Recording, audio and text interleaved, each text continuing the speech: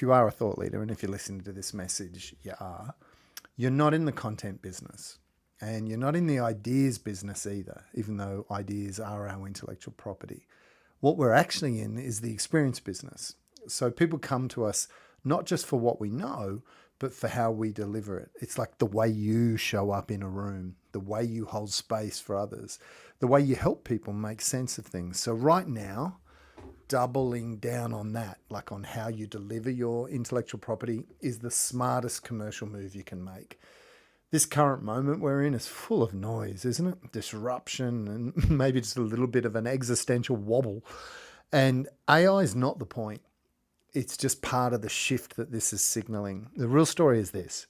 Value is moving from what you offer to how you offer it, and ultimately into the richness of the experience that people have in your world. And that speaks to like your awareness. It speaks to your ability to be present and your presence. And it speaks to this idea that we might loosely call conscious leadership. In this audio version, I want to sort of add that when we run a practice game, it is about being commercially smart, but it's also about being consciously led. And when you bring those two things together, your money and your meaning really pop off. There's a tool I really like in this space by a company called Smaply, and I put the link into the written version. This is like a software company that does user experience, but they've got so much great free video and posters you can print and things like that. They help organizations really map out customer experiences, like look at journeys, touch points, like emotional highs and lows. And it's worth borrowing that mindset to think like a user experience engineer. Think like, what's the emotional arc of your audience's journey? What does it feel like to be your reader, your mentee, or your client? Where do they feel lost, seen, moved? Because that's where the real value is.